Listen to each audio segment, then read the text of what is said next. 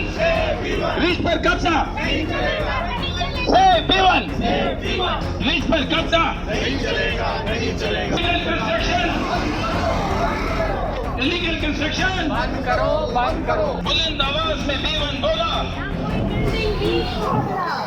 एक बार फिर से वसंत कुंज B1 की जनता अपने कॉलोनी के सड़कों पे उतरी है। ये मामला काफी दिनों पुराना है। यहाँ पर इनका आरोप है इलीगल कंस्ट्रक्शन होने वाला है, जिसको लेकर के ये लोग लगातार यहाँ पे विरोध जाहिर कर रहे हैं। आप देखिए B1 की तमाम सैकड़ों जनता है वो अपने घरों से बाहर निकली है और अपने हाथों में ये पोस्टर बैनर ये सब लेके निकली है।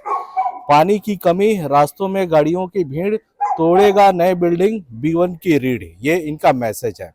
इधर देखिए MCD अपना सैंक्शन वापस ले, ये क्योंकि कई सारे डिपार्टमेंट्स है जिसने उस हाई राइज बिल्डिंग को बनाने की परमिशन दी है।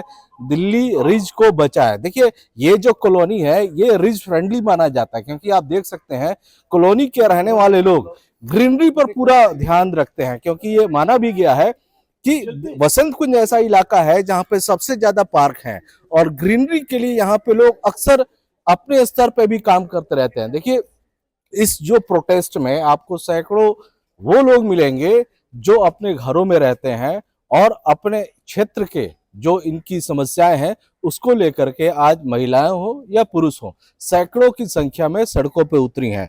मैं अब इन लोगों से बात कर रहा हूं। सर आप अपना नाम बता दीजिए पर। मैं राजीव रंजन हूँ। मैं यहाँ प्रेसिडेंट हूँ RWA B1 वसंत कुंज। तो अब जैसे आपने बताया है कि आज हम एक पीसफुल प्रोटेस्ट कर रहे हैं, क्योंकि यहाँ पे एक हमारे कॉलोनी के बीचों बीच एक ज़मीन है जहाँ पे ये मल्टी स्टोरेज कंस्ट्रक्शन कर रहे हैं, 13 फ्लोर बना रहे हैं, जिसमें 3 इंक्लूडिंग 3 बेसमेंट। तो हमें ये नहीं चाहिए और हम इसके खिलाफ है, क्योंकि हम लोग सारे यहाँ पे अगल बगल हैं। 1021 फ्लैट्स ऑलरेडी है, 5000 रेजिडेंट्स हैं हमारे। तो हम नहीं चाहते कि इस तरह के मल्टी स्ट्रीट कंस्ट्रक्शन हमारे बीचों बीच हो। न कोई इनके पास गेट है, न कोई रोड है। जो भी इस्तेमाल करेंगे हमारे ही रिसोर्सेज को इस्तेमाल करेंगे। आज हमारे सारे सीवेज ड्रेन्स चोक्ड हैं, हमारे रेन वाटर ड्रेन्स चोक्ड हैं, हमें पानी नहीं मिलता। ये तो ये कहाँ से कैसे वो करेंगे, क्यों इनके पास कोई इंफ्रास्ट्रक्चर नहीं है। तो यही हमारी डिमांड है कि ये जो ऐसे कंस्ट्रक्शन को अलाउ नहीं किया जाए बाय प्राइवेट बिल्डर। बिल्कुल, जब वसंत कुंज को जब बसाया गया था तो उसके हिसाब से ही जो है यहाँ की चीजों को बनाया गया था, जैसे मूलभूत सुविधाएं जो पानी को लेके हो गई, सड़कों के सीवर को। और आपको मैं बता दूं वसंत कुंज एक ऐसा पॉश कॉलोनी है जहाँ के लोगों को गाड़ी पार्क करने के लिए जगह नहीं मिलती। मैं थोड़ा पीछे दिखाऊंगा कि देखिए इतने आबादी में बस इतनी पतली ही सड़कें हैं और यहाँ के लोग मजबूर हैं अपनी गाड़ियों को पार्क करने के लिए सड़कों पे, जिसके चलते कॉलोनी में अक्सर जाम हो जाता है। अब ऐसे में हजारों परिवार अगर रहने आते हैं तो समस्याएं और बढ़ेंगी। सर सिंपल मेरा ये कहना है कि बीते महीने में भी आप लोगों ने सवाल उठाया था और कई जनप्रतिनिधि भी यहाँ पे आपके आए थे, सांसद भी आए थे, विधायक सभी लोग ने आया था और कहा था कि हम इसको बनने नहीं देंगे। अब क्या हो गया, कई महीनों बाद आप लोग फिर से इस चीज को प्रोटेस्ट शुरू किया? हमारी एक ही डिमांड है, न्याय मिलना चाहिए। ये जो B1 ब्लॉक है ये और 200-300 फ्लैट हाई राइज नहीं अफोर्ड कर पाएगा। हमारी लड़ाई न्याय के साथ है, हम लड़ेंगे। बड़े बुजुर्ग हमें परेशान नहीं होने देंगे। हमारी सनलाइट, हमारी हवा, हमारी पानी कोई हमसे नहीं छीन सकता। ये हमारा अधिकार है। DDA से हमें फ्लैट एलोकेट हुए हैं और उसमें एक ब्लॉक के अंदर जहां 5000 लोग रहते हैं, बीच में हाई राइज 9-9 मंजिल आ जाएं, जहाँ 4-4 मंजिल है, 3 बेसमेंट स्टिल्ट आ जाए तो हम कहाँ जाएंगे? 5000 लोग इस दिल्ली के जो रहते हैं इस ब्लॉक में, सेक्टर B1, पॉकेट B1 वसंत कुंज में, वो कहीं और रिलोकेट तो नहीं होंगे। बिल्कुल। हम 30 साल से 88-89 से लोग यहाँ रह रहे हैं जब एलोकेट हुए थे फ्लैट।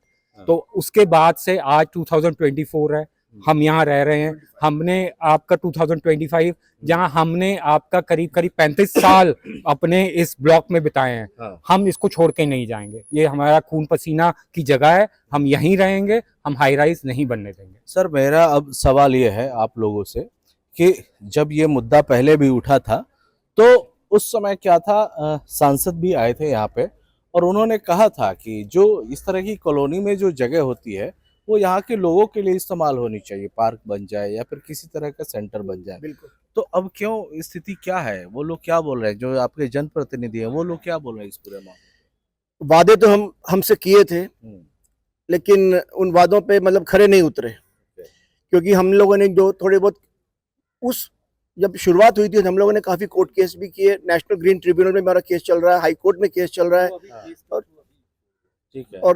और सेंट्रल एम्पावरमेंट कमेटी सीईसी में भी बहुत सारी बातें हुई। हमने ये कहा था कि ये जो परमिशंस दी गई हैं, बहुत सारी चीज़ें हैं कि जल बोर्ड की परमिशन मिलना, हमें पानी की आपूर्ति पूरी नहीं हो रही है तो इतने सारे फ्लैट्स की और कहाँ से जल बोर्ड आएगा, पाइपलाइन वही रहने वाली है, बिजली की भी वही समस्या है। ये बिल्कुल हमारे ऊपर से एरोप्लेन्स की लैंडिंग का रास्ता है। तो एविएशन मिनिस्ट्री ने भी ये 10 मंजिला बिल्डिंग की परमिशन कैसे दे दी? इतने छोटे सीमित समय में 5 एजेंसियों से परमिशन ले लेना, इसमें काफी मतलब विभागीय साठगांठ से ये चीजें हो रही हैं। आपने मेरे मुंह के वक्त वर्ड छीन लिए कि जी हाँ, बिल्कुल साठगांठ के जरिए ये इलीगल तरीके से, गैर कानूनी तरीके से परमिशन दी गई हैं, जिनको हमने अब चैलेंज किया है और जो अभी तक हमारा चल रहा है। और हमें यकीन है कि हमारे पक्ष में ही कुछ ना कुछ न्याय आएगा। देखिए, यहाँ के जो लोग हैं अपने हक की लड़ाई के लिए सड़क से लेके आपको जो कोर्ट होता है वहां तक ये लोग अपनी लड़ाई लड़ रहे हैं, लेकिन कहीं ना कहीं इतनी लड़ाई के बाद भी जो इनको जो आस है, जो इनकी समस्याएं हैं, उनके समाधान नहीं दिख रहा। मैम, आप भी पिछली बार भी आप सड़कों पे उतरी थी, महीनों दिनों बाद आज भी उतरी है, अब क्या स्थिति है आपकी? सेम सिचुएशन है अभी भी। और हम लोग, मैं वो चीज़ें तो नहीं रिपीट करूंगी जो सर बोल चुके हैं, वो सब प्रॉब्लम्स तो है ही। प्लस ये मॉर्फोलॉजिकल रिज है, तो यहाँ पे हमारी इतनी बायोडाइवर्सिटी है, इतनी रेयर बर्ड्स वगैरह आती हैं, तो उन सब के लिए भी डेंजर है। अब मेरे घर में इतने ओल्ड लोग हैं, 93 ईयर ओल्ड मेरी मदर इन लॉ है, 89 के हैं, कि सबको धूप वूप मिलनी बंद हो जाएगी। रिसोर्सेज भी अभी हमें ही पूरे नहीं पड़ रहे, और ये बिल्डिंग आ जाएंगी तो फिर तो पता नहीं क्या अच्छा, होगा। एक चीज और भी माना जाता है, आने वाले जो चंद महीने हैं, यानी जब सर्दियां आएंगी, तो दिल्ली में पॉल्यूशन लेवल है जो दुनिया के बहुत प्रदूषित शहरों में से एक बन के रह जाती है। और इस कॉलोनी में काफी संख्या में बुजुर्ग भी हैं, बच्चे भी हैं, हाँ। सभी लोग हैं। ऐसे स्थिति में क्या आपको लगता है क्या होगा? सर, आप सीनियर सिटीजन आइए, आप बताइए अपने अनुभव को। अनुभव नहीं, मैं तो पिछली टाइम था नहीं, बाहर गया हुआ था, तो मुझे पता लगा कि यहाँ बिल्डिंग बन रही है जो कि गलत है, और ना तो इस प्लॉट की एंट्रेंस है, ना किसी साइड पे वो आ सकते हैं। हमारे जितनी मेहनत हमने गेटों पे करी है, सड़कों पे करी है बनाने में 35 साल से, और अब वो आके कब्जा करना चाह रहे हैं, और कहाँ से देंगे हम इसको? तो we are facing problem so much. देखिए, इनका ये कहना है, और इसमें जहां तक मेरी जानकारी है, सर थोड़ा आप लोग भी आ जाइए, आगे आ जाइए मैडम, आगे आ जाइए, इधर आ जाइए। जहां तक मेरी जानकारी है मैम, कि वो जो लैंड है वो बताया जा रहा है कि वो प्राइवेट लैंड है, और प्राइवेट कोई बना रहा है, नियम कायदों के मुताबिक बना रहा है वो। लेकिन मेरा सवाल ये है, नियम कायदे और कानून ये आम लोगों के लिए होता है। अगर किसी नियम कायदे कानून से आम जनता को और सैकड़ों हजारों जनता को अगर परेशानी है, तो उसमें अमेंडमेंट भी हो सकता है, बदलाव भी किया जा सकता है। ये बिल्कुल ठीक बात कह रहे हैं आपको कि वो नियम कायदे से कहा जा रहा है कि वो नियम कायदे से बना रहे हैं, बट अगर आप इसको इस समय यहाँ पे देखें जिस तरीके से ये हो रहा है, बीचों बीच एक कॉलोनी जो कि बसी बसाई, जिसमें कि 40 to 45 50% लोग जो हैं वो सीनियर सिटीजन्स हैं। यू कैन इमेजिन ये जब तक बनेगा, 3 बेसमेंट्स बनेंगे इसमें, the kind of pollution that is going to happen, मतलब सारे लोग बीमार होंगे। प्लस वो जो पानी की समस्या इतनी भयंकर होने वाली है, क्योंकि हमने देखा है बहुत सारे सेक्टर्स में इन्होंने प्रॉमिस किया था जल बोर्ड ने कि वो पानी देंगे, पर वो पानी नहीं दे पाए हैं, क्योंकि ये होता है। एंड देन क्या होगा, यहाँ के रेजिडेंट्स का पानी कट के उनको पानी दिया जाएगा। एंड सबसे बड़ी बात तो ये है कि वो जगह में इतनी बायोडाइवर्सिटी थी, हम क्यों नहीं अपनी बायोडाइवर्सिटी को प्रिजर्व कर सकते हैं? एक कुछ चंद लाख मतलब व्हाटएवर दिस थिंग, करोड़ों रुपए जो भी है, बट हमारी बायोडाइवर्सिटी तो वो उससे कहीं ज्यादा, बायोडाइवर्सिटी को दरअसल पैसों से आका ही नहीं जा सकता, कोई तुलना ही नहीं है। इतने मोर थे वहां पे, इतने मोर थे वहां पे, इतनी बर्ड्स थी जो कि जो लैपविंग्स और जो कि ग्राउंड पे नेस्ट करती हैं। Everything is destroyed, everything is destroyed. Why can't we preserve that? It's right into the middle of the colony where, you know, it is so hard.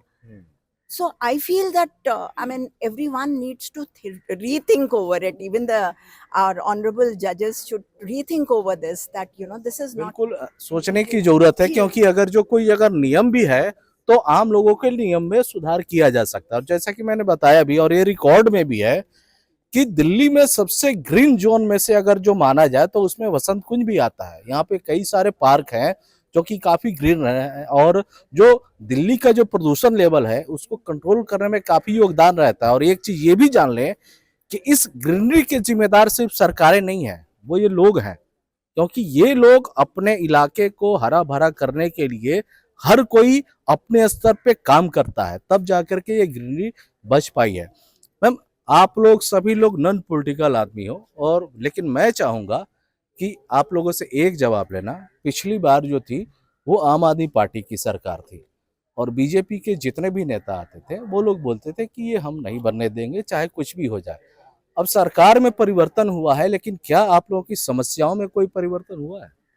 हमारा मुद्दा वही है कि यहाँ पे बिल्डर्स ने कॉलोनी नहीं बनाई है, परिवर्तन नहीं हुआ है। ये रिज एरिया में भी आता है, इतने बच्चे हैं यहाँ पे, वो बाहर खेल रहे हैं, सिक्योरिटी इशू होगा, आपने जैसे बोला पोल्यूशन इशू होगा। तो ये सब को मद्देनजर रखते हुए गवर्नमेंट कौन सी है उससे फर्क नहीं पड़ता है, समस्या तो ग्राउंड में वही है ना, तो उसका समाधान करना है। और हमको ये कोशिश करनी है कि ये जो बसी हुई कॉलोनी है इसमें बच्चे ना परेशान हो, इसमें बूढ़े ना परेशान हो, और यहाँ पार्किंग की समस्या ना हो, पानी की समस्या ना हो, और रिज एरिया है, so we have to conserve it, so we have to follow that process, understand that process and move forward with that नियम कानून प्रोसेस। भी ना ट्विस्ट हुए हैं, वो भी ये मतलब लैंड को इलीगली शो किया गया है। ये तो फार्म लैंड है, उसके ऊपर आप बिल्डिंग बना ही नहीं सकते हो।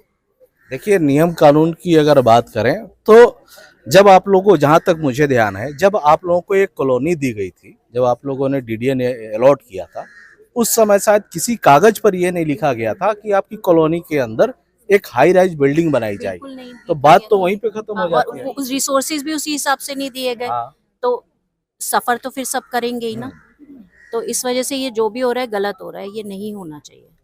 जी मैम। से भी बात कर लीजिए। जी मैम। हाँ मतलब इतना हाई राइज बनाएंगे हाँ। तो बताओ, जो हम लोग सीनियर सिटीजन है, हम लोग अस्थमा, हमको प्रॉब्लम है, हम बड़े वैसे कितनी और देखो कितनी जिंदगी है। अगर हम लोग को जाने आने में या हेल्थ प्रॉब्लम है, हेल्थ इश्यूज है, तो क्या करें? या हम जब शाम को 2 जने भी अगर जाते हैं शाम को मंदिर बड़े या निकलेंगे, और गाड़ी तब जगह नहीं होती है, 2 गाड़ी, सच में बोलती हूँ कि गाड़ियां तो हम आगे पीछे 2 जने भी आगे पीछे होकर चलते हैं कि हमको नहीं चला जाता। अगर ये लोग इतना फ्लोर हाई राइज बना देंगे तो हम चलेंगे कैसे? हम तो चल भी नहीं पाएंगे। इतनी बताओ, अभी देखो, अभी ये इनकी है, हमारी उधर सड़क, हम तो इधर सामने है, और हम सच में चल नहीं पाते हैं। 2 जने लाइन में बना के चलते हैं कि कहीं लग ना जाए, कहीं लग ना जाए। तो और कहा, मैं खाली, हम तो सीनियर सिटीजन और सब सीनियर सिटीजन है, बाकी सब भी, सबके लिए प्रॉब्लम है। ये मुद्दे मैंने पहले भी बताया और और मैं अस्थमा देखता भी प्रॉब्लम हूँ, मैं ऊपर देखता भी, क्योंकि वसंत कुंज की सड़कें ऐसी हैं कि अगर 2 गाड़ियां साथ में यहाँ से निकल नहीं सकती। यहाँ के घरों में गाड़ियों की पार्किंग नहीं है, ऐसे में सभी घरों में गाड़ियां हैं, तो ये भी एक समस्या रहती है। आप लोग ही बताइए मैम, आप भी सीनियर सिटीजन है, क्या कहेंगे? एक्चुअली यहाँ पे 70% लोग जो हैं सीनियर सिटीजन्स हैं। हम लोग वी हैव क्रॉस्ड 70 इयर्स। उसके बाद अगर ये कंस्ट्रक्शन होगा, आप सोचिए 5 से 7 साल तक ये कंस्ट्रक्शन चलेगा, इसमें धूल मिट्टी सब कुछ होगा। मेरे हिसाब से एक तरह से it's kind of a suicide for the senior citizens. ये चीज़ क्यों नहीं समझ रहा court? They should understand this. You see, we are all helpless, we are all protesting, but we can't do anything beyond that.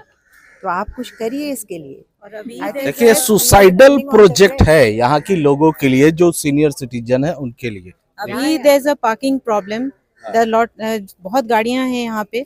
अगर ये लोग आएंगे, ये लोग 3 अंडरग्राउंड पार्किंग बना रहे हैं, दैट मीन्स कि यहाँ पे कितनी गाड़ियां होंगी, तो फिर हमारा मतलब रहना कैसे होगा? और सड़कें पतली हैं, आप एक गाड़ी के अलावे और कुछ भी नहीं निकाल सकते हैं। जब ये बेसमेंट पार्किंग्स करेंगे, बनाएंगे, तो उसमें जो है आगे पीछे की डिस्ट्रिक्ट बिल्डिंग्स में ज़रूर नुकसान होगा, क्रैक होंगे, कुछ भी होगा। तो इस चीज़ को कोर्ट क्यों नहीं समझ रहा है? This is a very serious situation. आगे आइए मैम, आगे आइए। ये यहाँ पे चाहे बेसमेंट बनाएंगे ये लोग ब्लास्ट करेंगे, और अगर ब्लास्ट करेंगे तो ये वाले घर 40 साल पुराने घर हैं, स्पेशली उन घरों का पूरा नींव हिल जाएगी।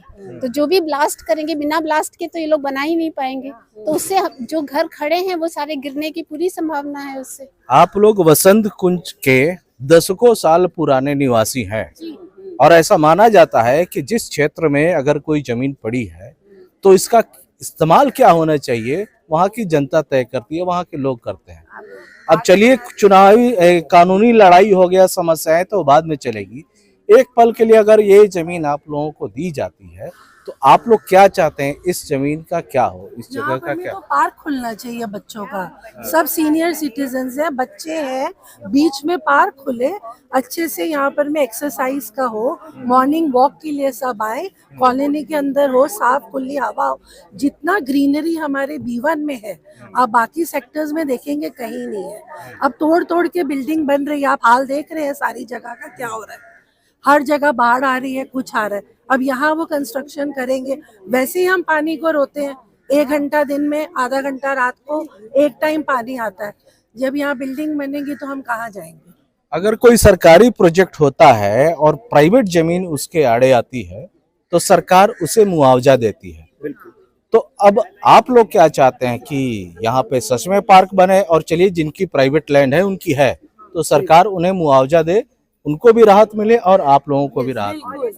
आप बिल्कुल सही फरमा रहे हैं कि वैसे तो ये प्राइवेट लैंड है, अगर हम कहीं इस पे पार्क बनाया जाए तो हो सकता है इसका मालिक बोले मैं पार्क नहीं बनाना चाहता हूँ। प्राइवेट लैंड पे बना भी नहीं सकते आप। नहीं बना सकते, ना हम बना सकते ना वो, लेकिन मेरा मुद्दा ये है कि इसको जैसे ये पहले था, जो इतने सालों से 30-40 साल से ये लैंड एक जंगल का माहौल देता था, जैसे कि बहुत सारे लेडीज ने, सीनियर ने कहा है, और ये हमारा पूरा का पूरा वसंत कुंज एक मॉर्फोलॉजिकल, जिसकी बार बार बात हो चुकी है।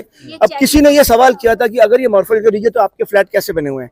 हमारे सारे फ्लैट बने हुए हैं 1989-90 के टाइम पर। उस समय सुप्रीम कोर्ट की ये कोई रूलिंग नहीं थी कि मॉर्फोलॉजिकल रीजन पे कंस्ट्रक्शन नहीं होगा। ये आई है 1996 में। 1996 में जब सुप्रीम कोर्ट ने डिक्लेयर किया रिज यानी कमला नेहरू नॉर्थ दिल्ली से लेकर साउथ दिल्ली तक यहाँ तक जाती है। सर, ये अगर बिल्डिंग भी बनी है, देखिए जो ये प्राइवेटली ओन्ड लैंड है, एक B1 housing approve B1 housing scheme के अंदर में है, और ये प्राइवेट लैंड पॉलिसी 2018 में, पहले खसरा मतलब हुआ था खेती नर्सरी, 2018 में एक प्राइवेट लैंड पॉलिसी, इसको कहते हैं regulation for planning for enabling land development of privately owned land, private land policy, उसके तहत जो है उसमें ऑलरेडी सेक्शन है जहाँ पे कहता है कि भाई प्राइवेटली ओन्ड लैंड अगर आपका रिज में है तो आप यहाँ पे कोई कंस्ट्रक्शन नहीं कर सकते हैं, तो ये ऑलरेडी है उसमें प्रावधान कई हैं सर, और रास्ते भी कई हैं, ऐसा नहीं है कि रास्ता नहीं है।